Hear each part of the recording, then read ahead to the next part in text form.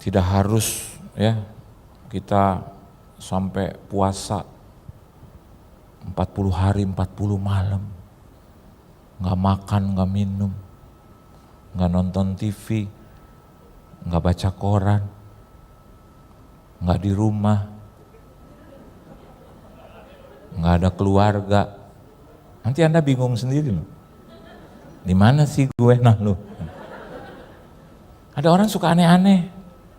Mau kaya 8 hari di gua. Aduh, ngapain? Dipatuk ular.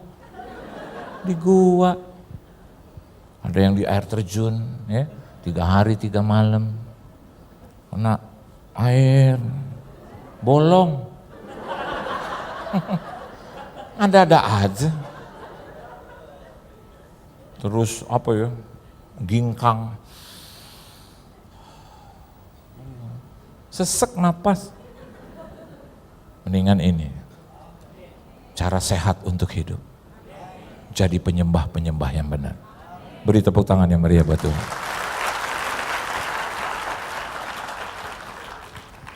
Apa yang kita bisa dapatkan? Atau ada apa di balik penyembahan itu? Atau apa yang Anda peroleh kalau Anda menjadi penyembah-penyembah yang benar? Yang pertama, ayat yang ke-23 katakan, sebab Bapa menghendaki penyembah-penyembah demikian. Allah itu roh dan barang siapa menyembah dia harus menyembahnya dalam roh dan kebenaran. Harus. Must. Kata harus tidak bisa tidak boleh tidak. Berarti ketika saya dan Anda di tempat ini menjadi penyembah-penyembah yang benar, saya dan Anda di sini sedang menjadi suppliernya Tuhan. Karena apa? Karena penyembahan yang benar itu adalah kebutuhan Tuhan, saudara. Halo. Dia adalah Allah yang sempurna. Dia pemilik segala sesuatu. Dia bisa melakukan segala sesuatu, tetapi Dia mau saya dan Anda di tempat ini memiliki tugas yang tidak boleh berubah, menyembah Dia. Aneh rasanya kalau Tuhan menyembah dirinya sendiri. I have decided to follow myself. Aneh rasanya. Nanti Tuhan akan berkata begini, buat apa dong aku ciptakan engkau? Amin saudara. Dengan satu tujuan, kau penuhi kebutuhanku. My need, it's a God's need. Itu adalah kebutuhan Tuhan. Bayangkan kalau Tuhan butuh itu dan saudara bisa mencukupinya, berarti Anda supplier Tuhan yang luar biasa. Jangan pernah, never stop to worship God. Jangan pernah berhenti. Saya tuh kalau berhenti, kalau udah gitu, enak deh, gitu. Jangan berhenti. I have decided to follow Jesus, not turning back, not turning back. Capek nih Tuhan. Berhenti ketika Anda sudah berjumpa kepada Tuhan. Berhenti ketika Anda sudah mensuplai Dia. Nah, saya berani katakan, itu bahasa-bahasa dari banyak bangsa di dunia ini yang dipakai, masuk dia. Aneh. Tiba-tiba Anda lagi menyembah gitu, tiba-tiba masuk tuh bahasa Jepang yang Anda nggak tahu. Padahal Anda lagi ngomong, I have decided, berubah tuh.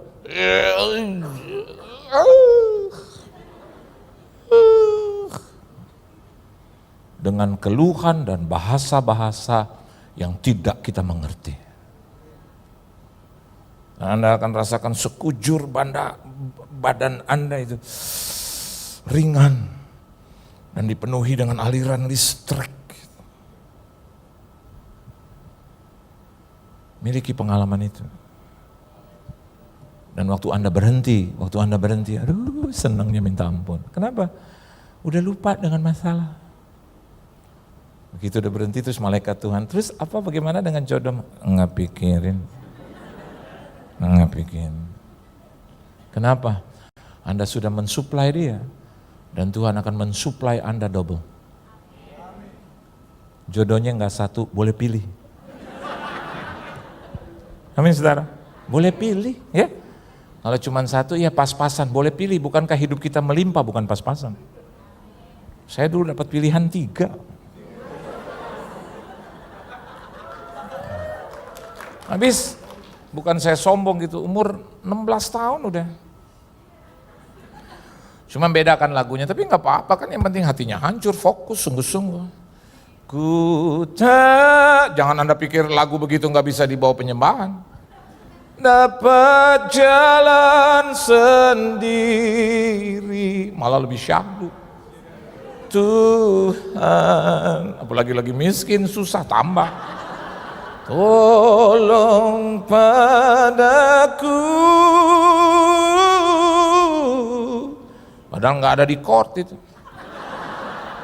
Biarlah sinarmu menerangiku, sebab ku tak dapat jalan sendiri.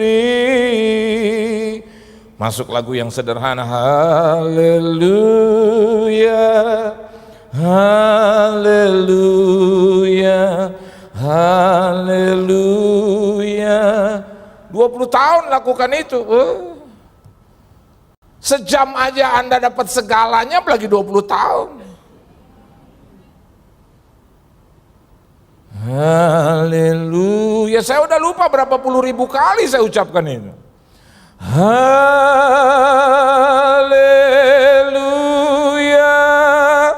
Kalau Anda mau umur panjang, kalau Anda mau tarikan nafas panjang, kalau Anda mau suara panjang, ada dalam penyembahan. Haleluya.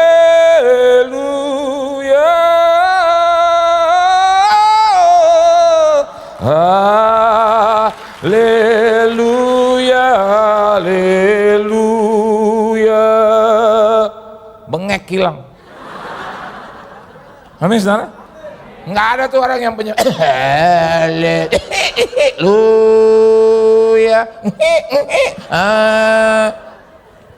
Kalau dia betul ada dalam penyembahan dan dia penyembah yang benar, penyakitnya hilang. Jadi yang saya pertama mau katakan buat saudara, dia sedang mencukupi, dia memenuhi kebutuhan Tuhan, yaitu selalu mau dipuji dan disenangkan dengan penyembahan kita. Dia cari yang seperti itu. Dia lagi cari. Karena apa? Langka. Kalau saya lagi susah, udah saya langsung datang ke tempat di mana saya suka menyembah tuh. Saya namakan itu the dark room. Saya nggak mau pakai lampu, biar suasananya syahdu. Saya taruh itu kepala saya. Terima kasih Yesusku buat anugerah yang Kau beri, sebab hari ini Tuhan adakan syukur bagimu. Terima kasih Tuhan untuk kebaikan-Mu dalam hidupku yang selalu Kau jagai Tuhan. Aku dipelihara oleh-Mu selama-lamanya Yesus. Rasa takut hilang. Begitu Anda bangun.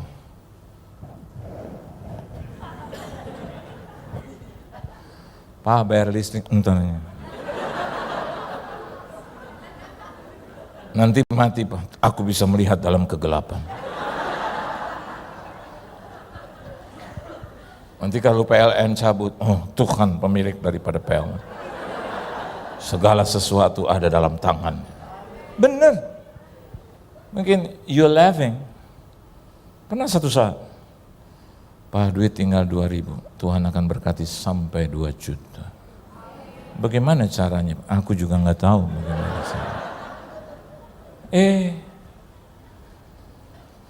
Ada SMS masuk. Pak Pendeta ada di mana? Orang kalau susah begitu. Kata-katanya pendek. DRMH di rumah. Ngapain? SJ, artinya saja. Nggak ngapa-ngapain. Pak Pendeta, kita makan yuk. Harus. Saya jawab begitu, harus. Jadi harus diundang saya gitu. Kapan-kapan? Besok, lusa, minggu depan. Saya bilang SKRG, sekarang. Oh bisa ya Pendeta? Bisa. Ajak istri yang amin. Terus saya jawab lagi, bagaimana dengan anak-anak? Oh iya, emang anak-anak ada di rumah? Ada. Berempat. Duduk. Duit tinggal 2.000 perak. Duduk manis, kalau udah 2.000 perak duduk harus manis. Jangan bikin gerakan yang mencurigakan. Saya bilang sama anak saya, jangan main-main ya. Karena Bapak cuma ada duit 2.000. Jangan tumpahin kecap, itu 14.000. Jatuhin garam itu 2.500. Udah, tenang aja. Langkah harus ya. Hati-hati, duduk, jawab, hati-hati. Sekolah di mana? Pikir dulu pelan-pelan, pikir. Makan, kalau perlu tuh sendok dan garpu jangan bunyi. Terus tiba-tiba, ini Pak Pendeta saya, masih ingat gak waktu Pak Pendeta waktu khotbah itu? Yang mana ya? Saya bilang, itu yang Pak Pendeta bilang dalam kesusahan bla bla bla. Oh, dalam hati saya, aduh gue lagi susah lo ngomong kesusahan. Jadi saya jawab gini, iya. Tahu nggak Pak Pendeta? Waktu Pak Pendeta ngomong itu saya aminkan dan sekarang saya diberkati, semangat saya. Betul, saya masih ingat itu. Saya ingat banget itu, sampai hari ini saya ingat. Hari Minggu kan itu dibilang Kemis, ya kurang lebih Minggu Kemis lah.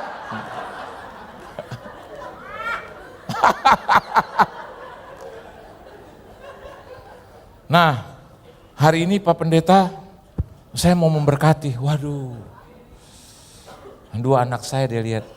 Aduh Kak, Dek ya, ini Papa nih selalu memberkati Om dengan firman. Saya udah gak sabar aja gitu. Terus begitu dia selesai, Pak Pendeta, ini ada sedikit buat Pak Pendeta. Saya tadi mau bilang, kenapa gak banyak? Begitu selesai semuanya. Anak-anak saya terus dilihat, kamu udah ada itu, handphone dulu, apa namanya itu, iPhone 5 gitu. Kamu udah ada itu? Mereka jawab, itu yang saya ajar. Belum, belum. Belum, gitu. Saya terus bilang, shh. Terus mereka bilang, kan benar Papa belum beli, ini emang belum. Terus dia bilang, nanti Om yang belikan ya, nanti Om belikan. Terus dia bilang, iya kata Om, kata Papa juga begitu, pasti Om yang akan belikan. Terus dia keluar, dia panggil, dia punya apa namanya, asisten gitu, ajudan. Terus dia bilang, waduh kalau orang kaya begitu, kalau ngomong suka nggak jelas. Tolong kasih. Dia yang punya telepon, dia yang punya ajudan, saya yang mau tahu. Saya tadi mau bilang kurang jelas Pak, Jelasan dikit Pak, kalau nggak salah terimanya. Nggak salah terima, itu ajudan. Dia bawa itu bungkusan. Terus dia bilang, ini buat kakak satu, buat dedek satu. Hampir saya mau teriak, istri saya bagaimana? Dan kami pulang, kami diberkati. Terus dia bilang begini, oh iya Pak Pendeta mau bikin Natal ya? Iya. Oh, Pak Pendeta kalau begitu saya mau beli undangan, dan ini saya kasih 80 juta untuk undangan yang pertama. 2.000 perak. Tuhan bisa ubah.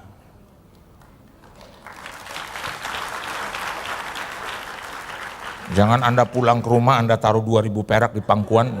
Dalam nama Yesus. Berubah jadi iPhone 5. Dalam nama Yesus. Yang saya maksud, jadi penyembah yang benar. Yang kedua, not only God's need yang Anda bisa kerjakan dan bisa peroleh. Yang kedua, coba kita lihat di dalam Mazmur pasal yang ke-22. Ini juga ayat yang sangat terkenal bukan? Mazmur pasal yang ke-22 ayat yang keempat. Mari baca bersama-sama saudara. Tanpa membaca dan melihatnya Anda sudah hafal ini ya. Mazmur pasal yang ke-22 ayat yang keempat. 1, 2, 3. Padahal engkaulah yang kudus, yang bersemayam di atas puji-pujian orang Israel. Kita adalah Israel rohani. Amin saudara. Jadi pada saat kita sedang memuji dan menyembah Tuhan, kita sedang bukan menyemayamkan Tuhan, tetapi Tuhan bersemayam di situ. And God dwells there. And God abides there.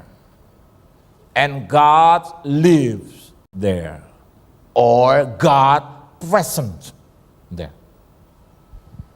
Jadi kita sedang menghadirkan hadirat Allah.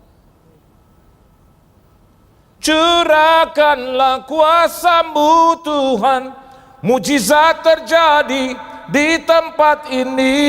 Kenapa itu bisa mujizat terjadi? Ada hadirat Tuhan. Curahkanlah kuasa-Mu Tuhan, mujizat terjadi sekarang ini. Kalau ada kehadiran Tuhan, kita aman. Setuju? Saya kalau makan sama teman saya tuh yang saya tahu punya kapasitas, aman. Anak saya suka, papa kita mau makan di mana sih Pak? Di itu ya Pak, di restoran Jepang. Shh, udah deh, restoran Jawanya. Aduh Pak, Jepang aja Jepang. Udah makanan Jawa sayang. Aduh bedanya jauh, tipis. Jawa sama Jepang tipis. Makanan Jawa aja. Jepang tuh mahal. Udah papa, udah lama, udah 2 minggu. Dedeknya di sebelah, iya Pak, iya Pak, iya. Saudara-saudaranya yang lain juga, oh boleh juga itu Om, boleh juga. Akhirnya saya minoritas, mereka mayoritas. Ya udah kita makan di restoran Jepang. Tuhan baik. Saya ke WC, terus saya ketemu dengan sahabat saya. Kenapa pendeta ini ngapain? Saya jawab kenceng langsung, makan. Terus saya bilang, udah makan belum? Terus dia bilang, ini lagi mau cari makan. Ya udah gabung sama kita. Ya gabung sama kita. Nah saya juga nggak mau seperti teman saya. Teman saya itu kalau ada lihat orang yang potensial, dia lagi makan terus dia panggil, Pak, bro, apa kabar? Halo. Gitu. Terus dia duduk ya, terus tiba-tiba, ayo mari kita berdoa. Dan teman saya suka begini, oh Tuhan terima kasih untuk terkirimnya orang ini.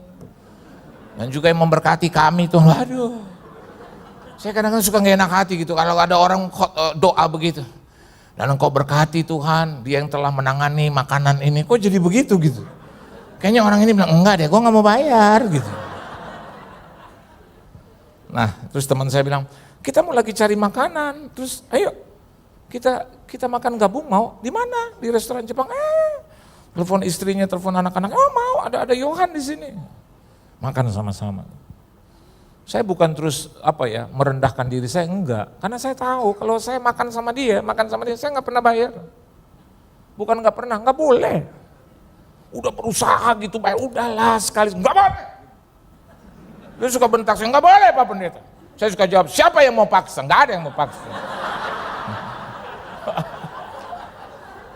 Saya makan sama dia 23 tahun, nggak pernah saya bayar, nggak boleh.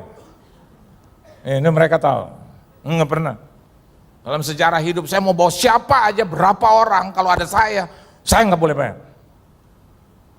Artinya begini loh. Jadi saya senang kalau dia hadir. Gitu kan? Terjemahannya kan begitu. Ya. Pokoknya kalau saya lihat dia, aduh keberuntungan menyertai aku gitu. Coba Anda pikirkan dengan baik. Dengan through your worship, dengan penyembahanmu Anda sedang hadirkan Tuhan. Aduh. Nah kalau Tuhan sudah hadir, sesuatu pasti terjadi kan? Pasti terjadi. Entah itu perubahan, entah itu berkat, entah itu pertolongan, pasti terjadi. Through your worship, dengan penyembahanmu, Anda sedang mengundang hadirat Tuhan. Anda sedang membuat kursi buat dia duduk. Dan kalau dia sudah duduk bertakhta, di takhtanya yang hidup itu, maka hidup kita jauh lebih hidup. Yang ketiga,